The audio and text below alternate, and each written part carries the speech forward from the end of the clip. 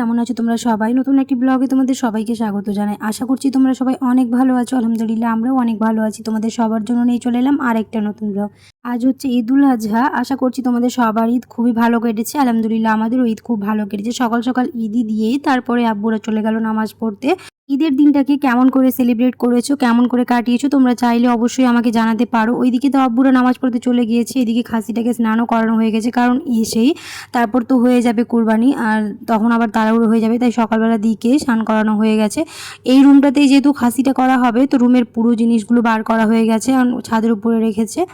আর যখন হয়ে যাবে সম্পূর্ণ কাজ তখন আবার এগুলো ঘরে ঢোকানো হয়ে যাবে। যেহেতু আমাদের বাড়িতে জায়গা নেই বলে প্রত্যেকবারই এরকম হয়, ঘরে জিনিসগুলো বাইরে করে দেওয়া হয় আর ওই জায়গাতেই খাসিটা করা হয়। আজকের ওয়েদারটা খুবই ভালো আছে, তবে এটাই চেয়েছিলাম যেন কোনোভাবে বৃষ্টি না হয়। বৃষ্টি হলে একদম সব কিছু ঘেটে যাবে, তো আজ বৃষ্টি হয়নি। আলহামদুলিল্লাহ দিনটা খুবই ভালো কেটেছে। তো এইদিকে খাসিটাকে এখন উপরে রাখা হয়েছে, আর 1 মিনিটও কাউকে ছাড়া থাকবে না, চাচাচ্ছে, তার জন্য এখানে বসে আছে ওকে নিয়েই। সকাল থেকে স্নান করার পরে ওরকম নিয়ে মুস্কান বসে আছে, কারণ ও 1 মিনিটও একা থাকতে চায় না। তো ওইদিকে এখন ও তো উপরে বসে আছে, আমি নিচে চলে আসলাম একটুখানি রেডি হবো তাই। তারপর ওই তো নামাজ পড়ে এসে একটুখানি খেয়ে তারপর কোরবানি হয়ে গেছে। এদিকে একটা লোক রেখেছিল, যেহেতু আমাদের কেউ করতে জানে না, তার জন্য প্রত্যেকবারই একজনকে ডাকা হয়, ও এসে করে দিয়ে যায়। তারপর করার জন্য যা লাগে তাকে তো দেওয়া হয়, কারণ আমাদের বাড়িতে কেউ করতে জানে না, তার জন্য একজনকে বলেই রেখেছি, ও প্রত্যেকবারে সেরকম করে দিয়ে যায়, তাহলে কি তাড়াতাড়ি হয়ে যায়। তো এখানে করা হয়ে গেছে, এখন ভাগ চলছে, মানে সবাইকে দিতে হবে, কারণ কোরবানি সবাই নিজের নিজের সামর্থ্য অনুযায়ী দিয়ে থাকে। গরুটা দিলেও খাসি তো আর সবাই দিয়ে থাকে না, তার জন্য খাসির মাংসটাকে চেষ্টা করি সবাইকে এরকম বেটে দেওয়ার।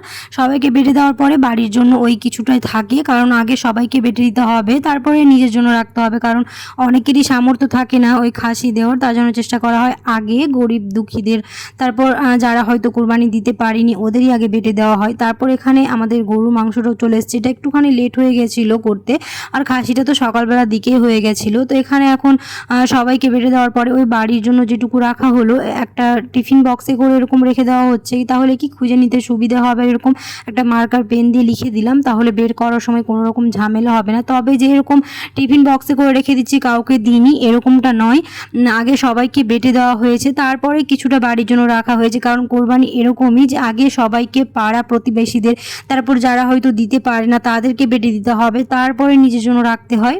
তারপর তো সমাজেও দিতে হয়, ওই তো 3 ভাগের মধ্যে 2 ভাগ নিই, 1 ভাগ তো আবার সমাজে দিয়ে দিতে হয়, তারপর গ্রামে পাড়া প্রতিবেশী যারা থাকে তাদেরকেও বেটে দিতে হয়। তো এখানে মোটামুটি করে সব কিছু গুছিয়ে রেখে দিলাম, কারণ সবগুলো তো আর ওই গরম করে রাখা হবে না। তো এখানে ডিপ ফ্রিজটাও যেহেতু ওই পরিষ্কার করে রাখা হয়েছিল, তো সব কিছু তো ঠিকঠাকই ছিল, সব কিছু টিফিনে এরকম করে রাখা হয়েছিল। তারপরে হঠাৎ করে দেখি ফ্রিজে বরফ জমে না।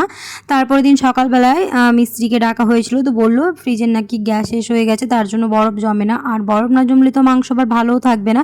তার জন্য সমস্তটাই বের করে আমাদের আর একটা ফ্রিজ আছে, ওই ফ্রিজে কিছুটা রাখা হয়েছিল, আর সবগুলো তো আর রাখা হয়নি। তবে এটা যদি আগেই খেয়াল করে নিতাম তাহলে এরকমটা হতো না, আর অতটা খেয়াল করিনি, ভাবছিলাম হয়তো কিছুক্ষণ পরে বরফ হয়ে যাবে, এরকম করে থেকে গিয়েছিলাম। পরে এটা কোরবানির পরের দিন এটা আমরা টের পাই, তার জন্য একটুখানি প্রবলেম হয়েছিল। তো আলহামদুলিল্লাহ এখন সব কিছু ঠিকঠাকই আছে।